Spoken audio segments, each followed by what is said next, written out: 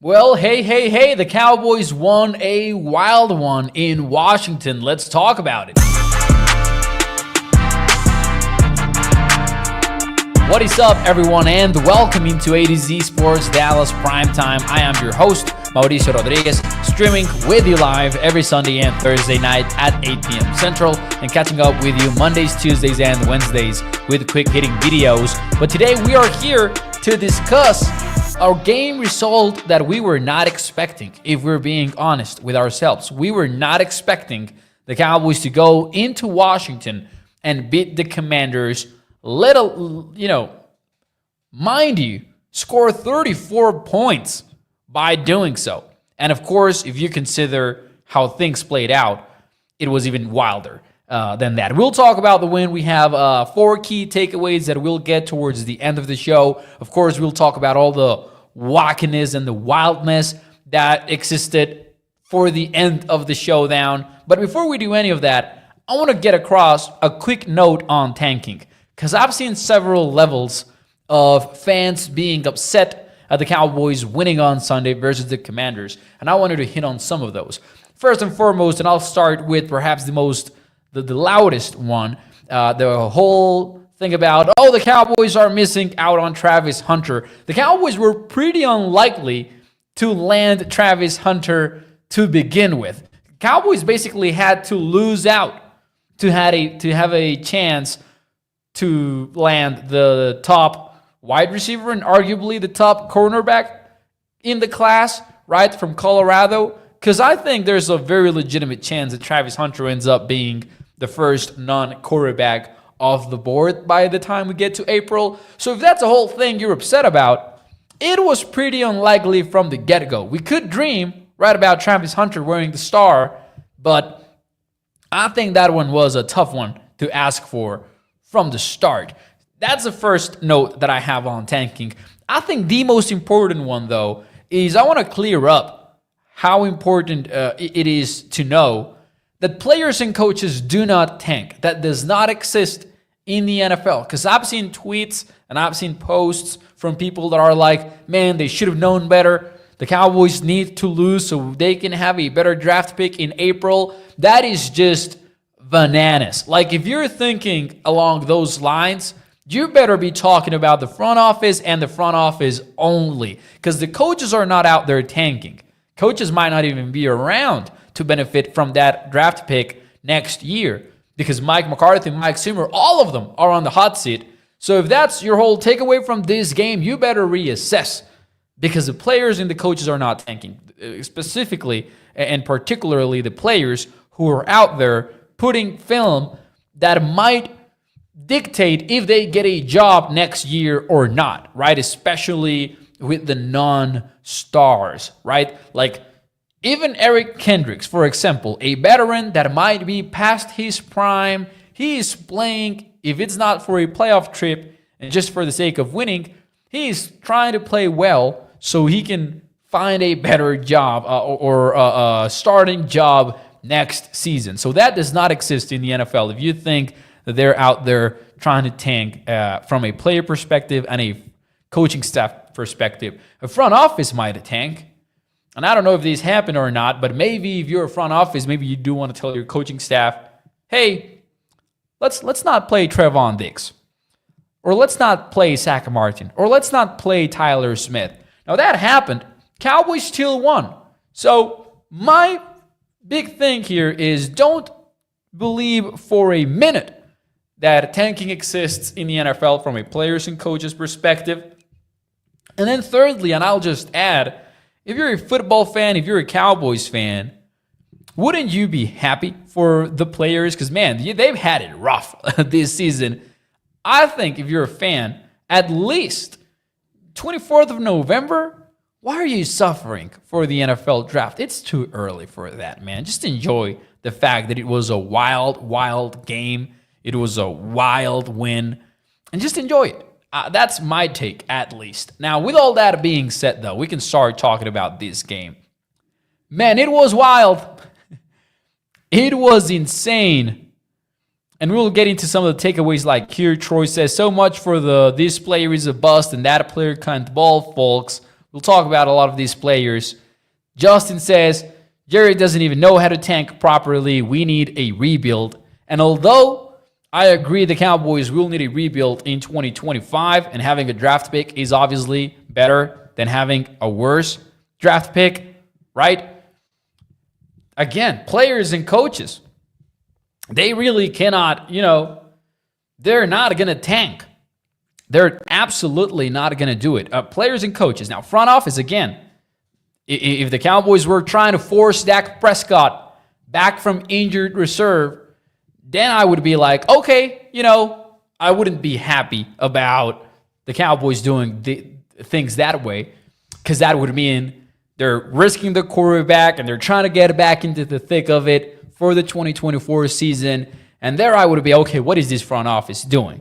But if they're out there beating a division rival that happens to be coached by a former coach, right, in Dan Quinn, which, by the way, I don't want to say there was any animosity there necessarily, because I think Dan Quinn is pretty well respected among players. But did you see the thing about Dan Quinn running out a group of captains for the coin toss that included, I think it was something like Noah Igvinagin, and then I think it was one of the defensive ends for the Cowboys, or formerly Fowler or Armstrong, and then it was was it Noah Brown or Tyler Viadish? I have a list of names here somewhere, but he sent 3 former Cowboys players to the coin toss, and I think that it was just A+ trolling, right? It was Fowler, Viadish, and Igvinagin. I just confirmed that.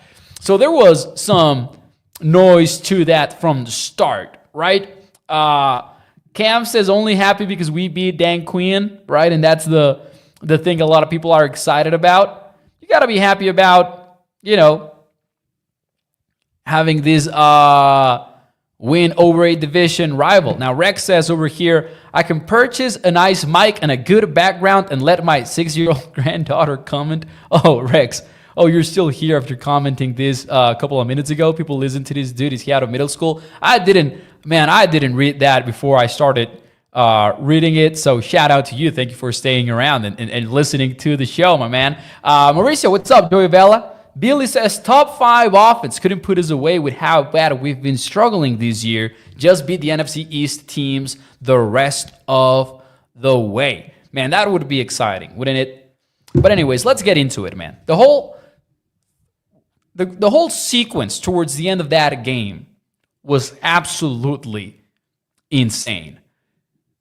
I think when things started getting wacky was obviously the 86-yard touchdown pass to Terry McLaurin. I'll go a step forward, backward, obviously. I think when it started to get wild, it was when the Commanders were able to put together a 2-minute, 14-second touchdown drive. They went 69 yards to score that touchdown, and they had the conversion right. They jumped to 2017. Bad play from Juan J. Thomas where Micah Parsons really gets pissed off at him, and he's like, why are you not setting the edge? And he's telling Juan J. Thomas, you gotta set the edge so I can go inside and get to Jaden Daniels.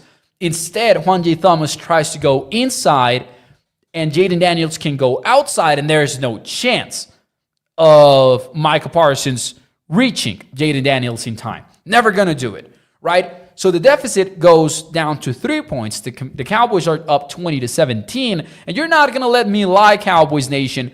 When we were at that point of the game, worry had settled in.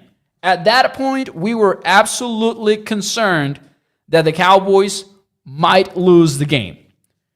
And then, for a millisecond, it appeared that it was going to be an absolute fact that they were going to lose it when Kevontae Turpin fumbled the kickoff.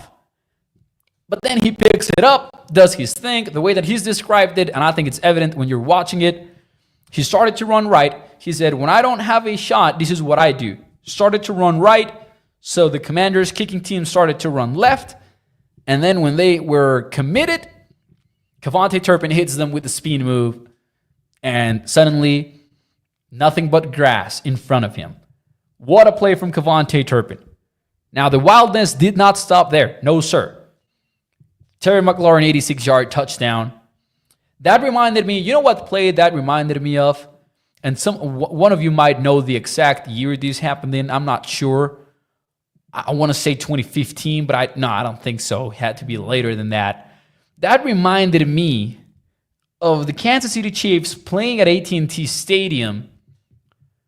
What was it? Was it 2016 or something like that? Tyreek Hill. Yeah, Billy knows what I'm talking about. That reminded me of Tyreek Hill in that crazy end of game situation when they scored on the Cowboys and where Orlando Scandrick was floating in the middle of nowhere within the 10-yard line, right? Do you remember that? 17, Mo. Thank you to Billy. That was 2017. That reminded me of that immediately. Like, it was so reminiscent of that terrible, terrible moment.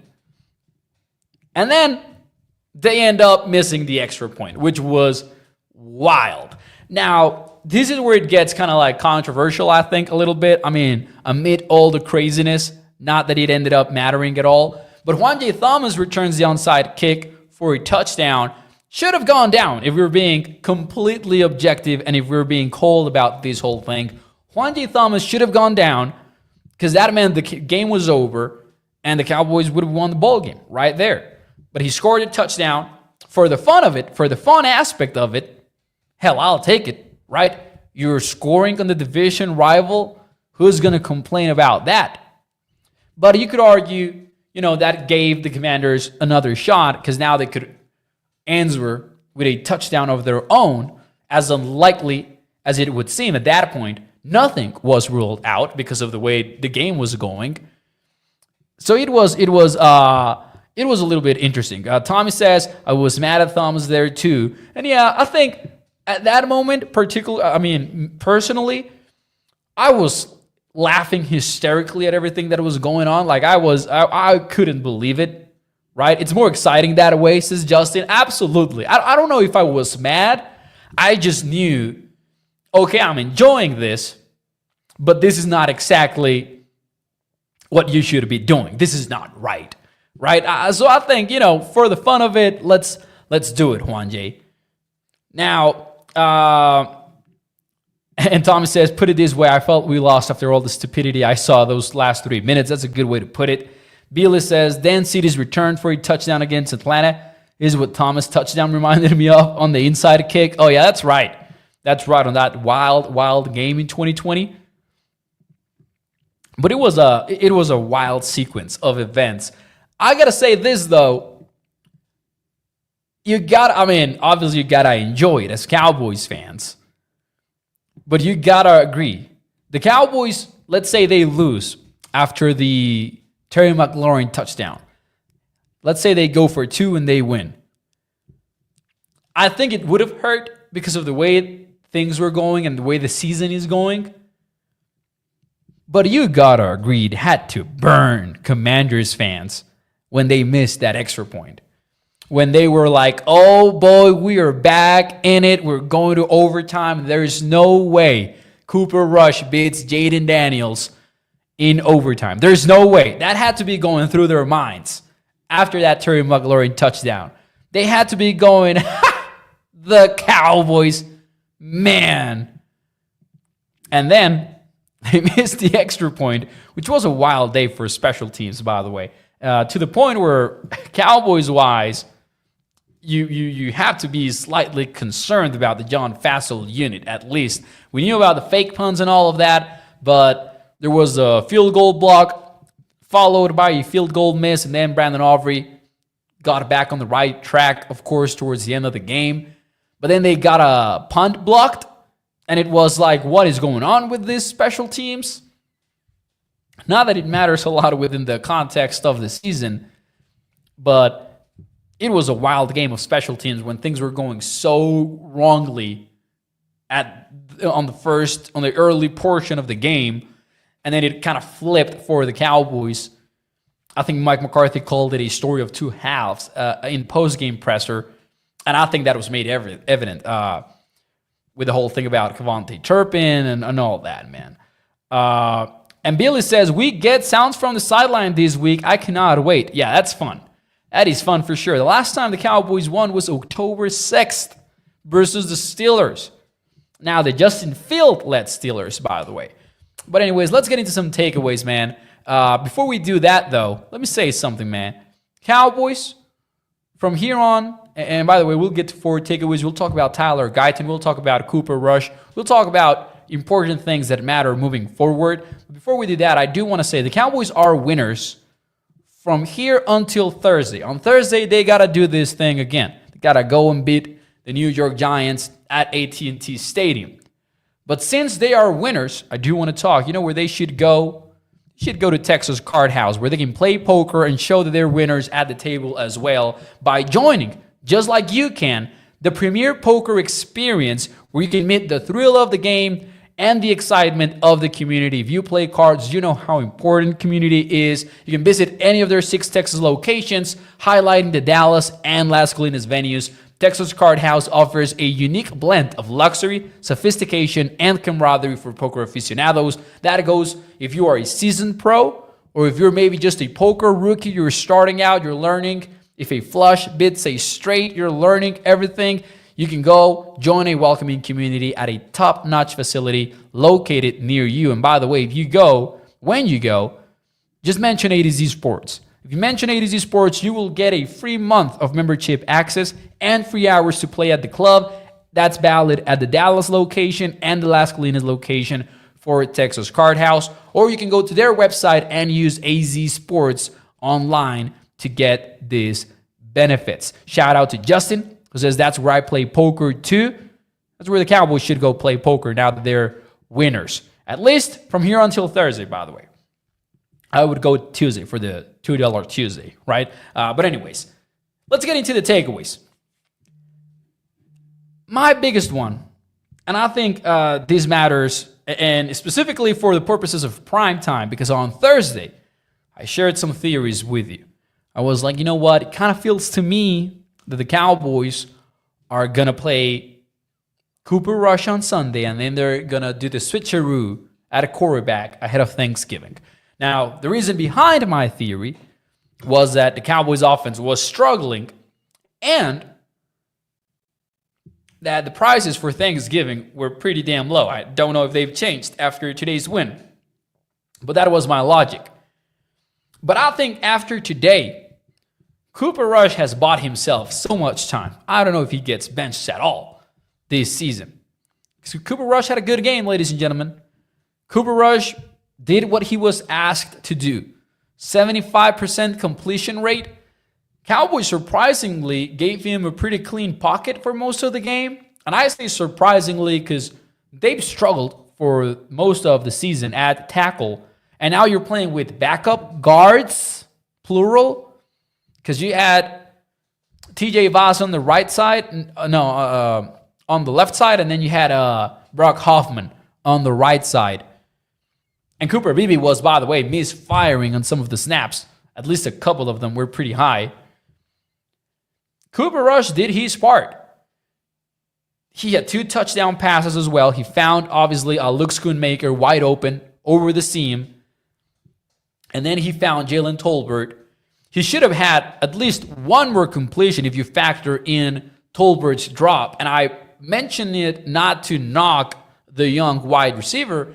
I mention it because that might have been one of the best throws Cooper Rush made all game long. Then there was another high-level pass that was called back because of Tyler Guyton's penalty, where he finds CeeDee Lamb, floats it with, that's enough touch to put it over the defender, finding CeeDee Lamb near the sideline.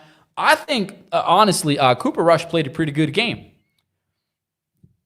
Obviously, Jalen Brooks helped him out a lot towards the end of the first half in that deep right sideline shot where Jalen Brooks adjusts to the ball, catches it. They put Brandon Aubrey in field goal range. That was a pretty underrated play, in my opinion, because first and foremost, Jalen Brooks was benched last week. He was a healthy scratch, and Ryan Flournoy played over him last week. And now 1 week later, kind of felt like Jalen Brooks was going to play, mostly because there were so many injured players that went on the inactive list to where the Cowboys were like, screw it, we'll have every wide receiver available to us for this one. And they ended up exploiting that pretty well with Jalen Brooks.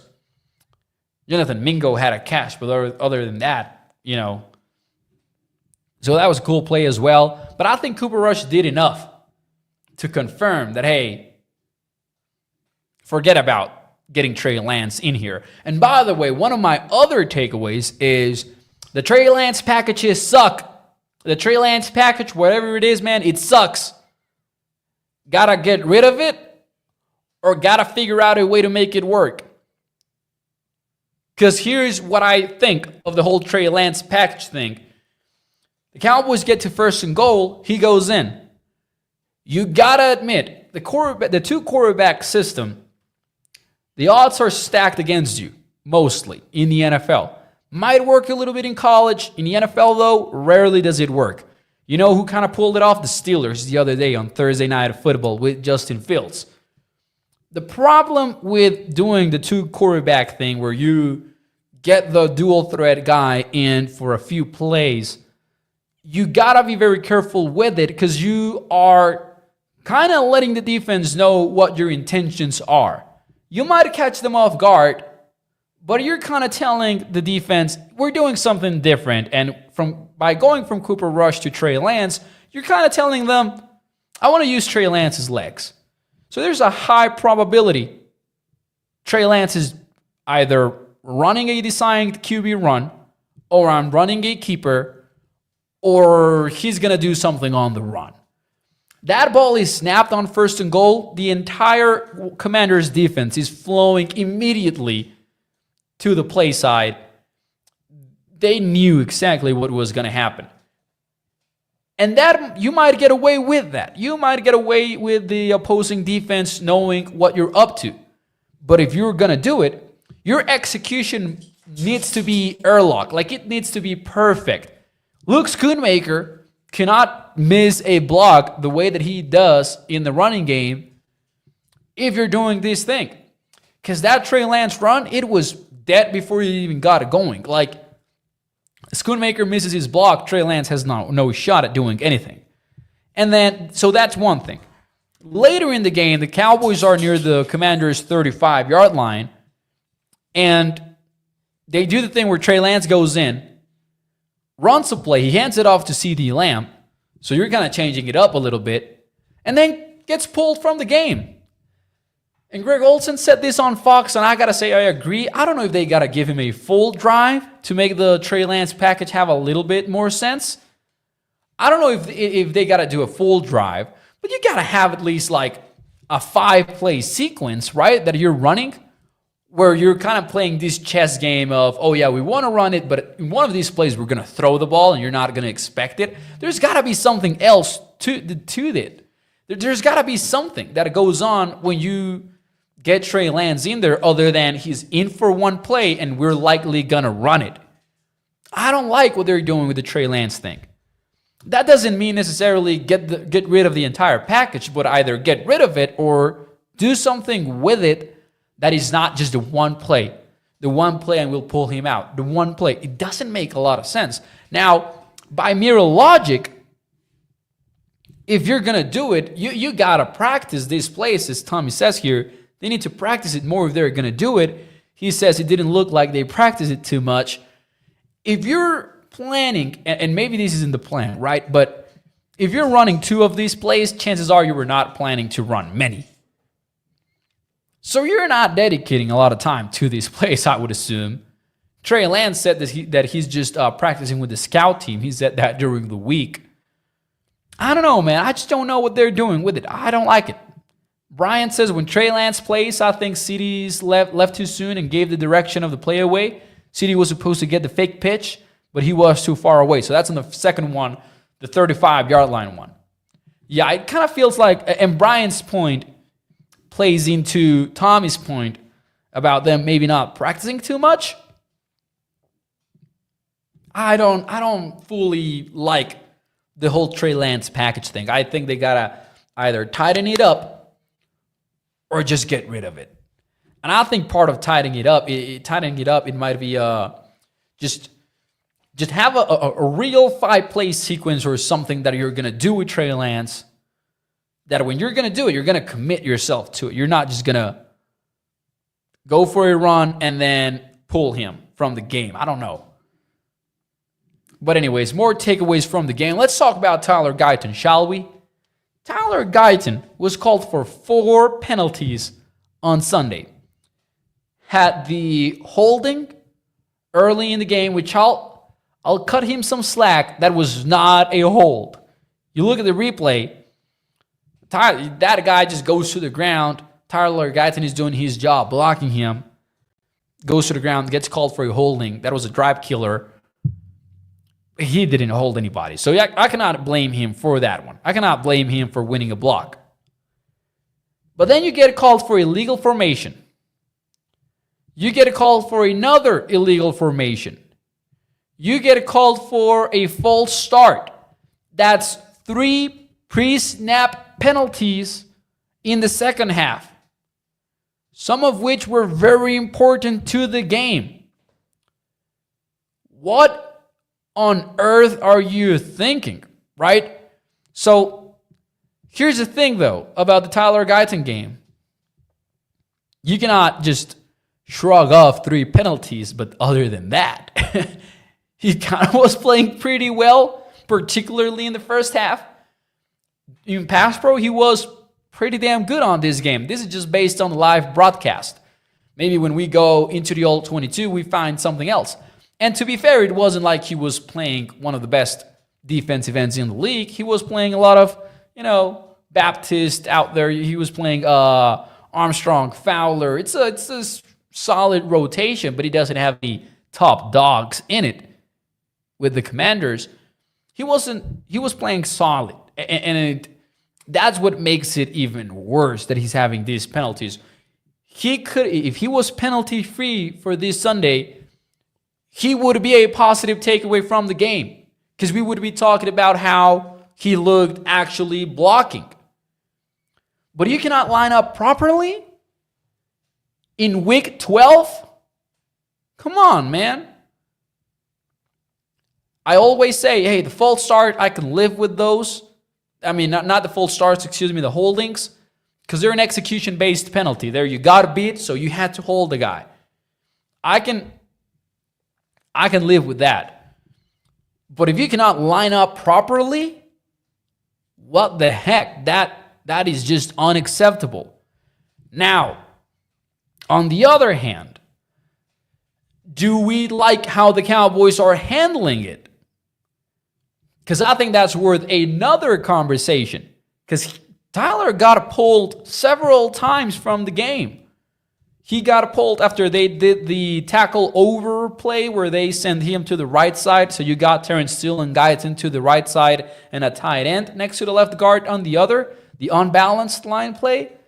And then he got pulled after one of the illegal formations once. And he got pulled a few times in this game. I would have to go back and check how many times it happened. But we saw a lot of Azim Richards on the field. And on the one hand, I'm like, okay, if you think his head is not in the game, then you obviously pull him. Even for him to get his head right? For him to take a deep breath, chill out, and then go back into the field. But you're doing this several times on the game. Kind of feels like the Cowboys had already been doing this.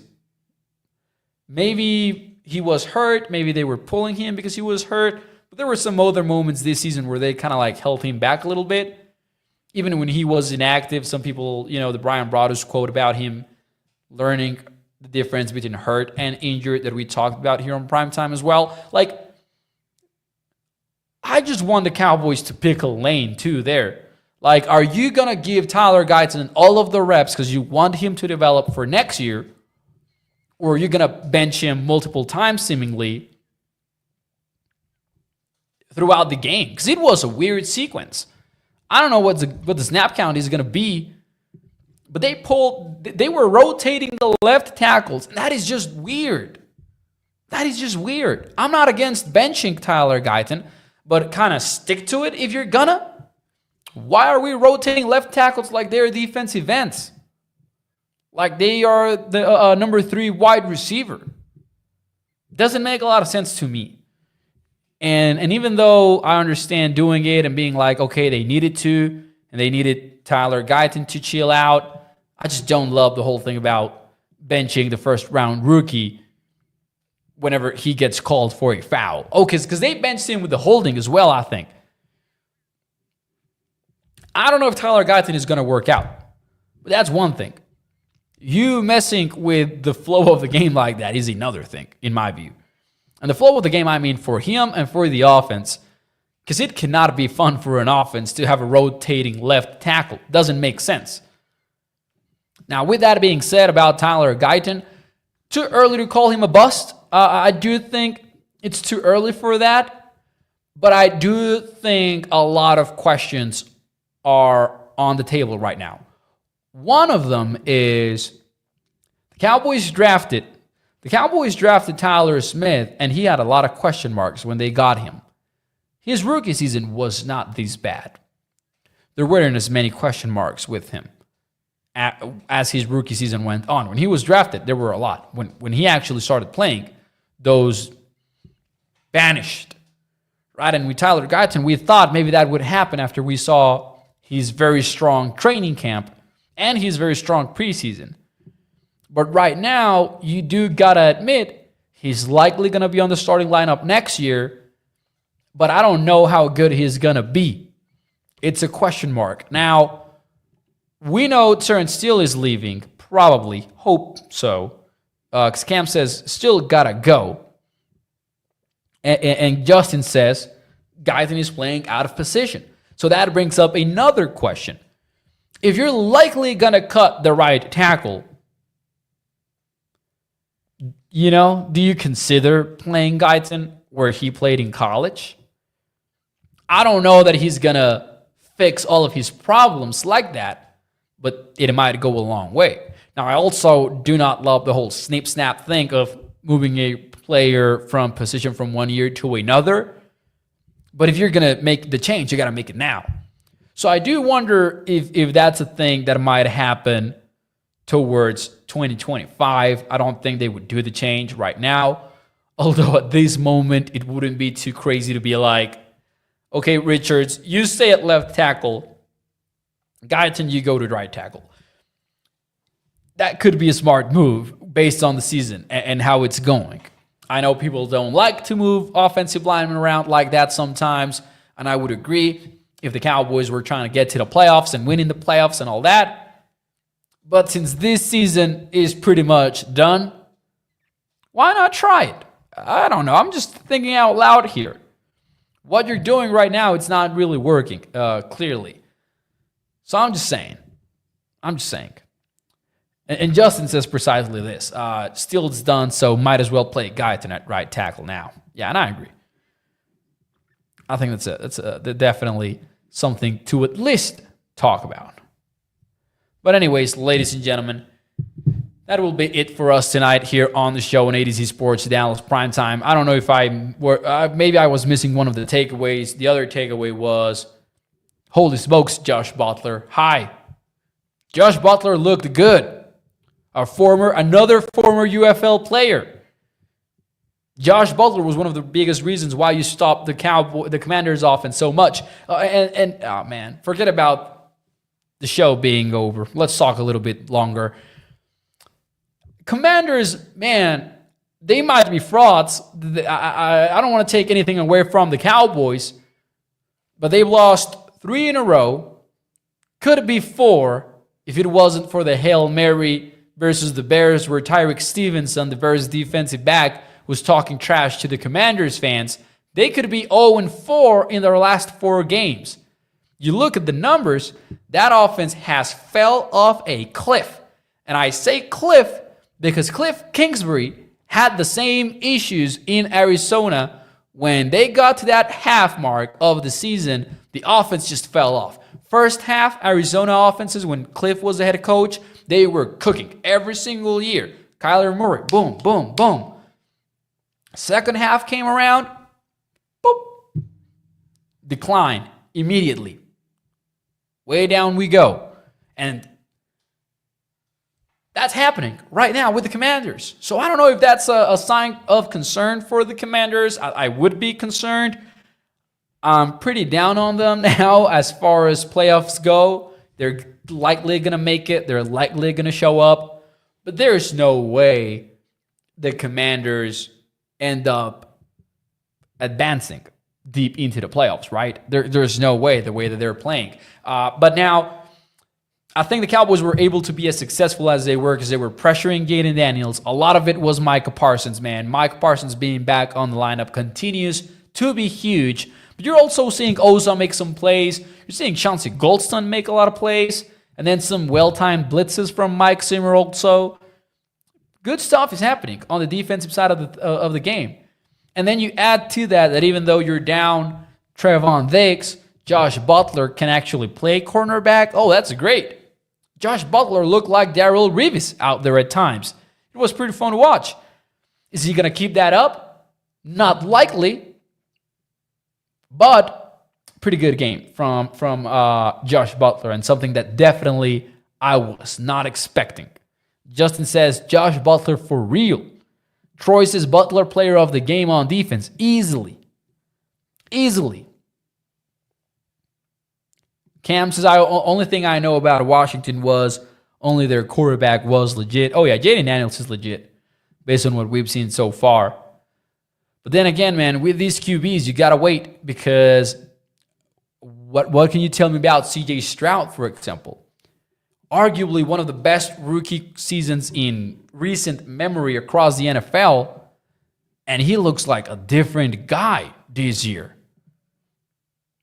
Crazy. Anyways, ladies and gentlemen, now it will be it for me tonight. I'm sure we'll have more to talk about on Monday, on Tuesday, and Wednesday. So we'll get to all of that. But it is a short week. Cowboys play the Giants on Thursday, Thanksgiving. It's Tommy DeVito versus Cooper Rush. Oh boy. I think the Cowboys might win this. It might get out of control the way the Giants are going. I don't know if the Giants play on Thursday with another coaching staff, with another front office. Might be time to clean house in New York. They were blown out by the Tampa Bay Bucks after they handed the reins to Tommy DeVito. But we'll get to that later in the week. Do me a favor, hit the like button for me, and I'll see you tomorrow night. Bye-bye.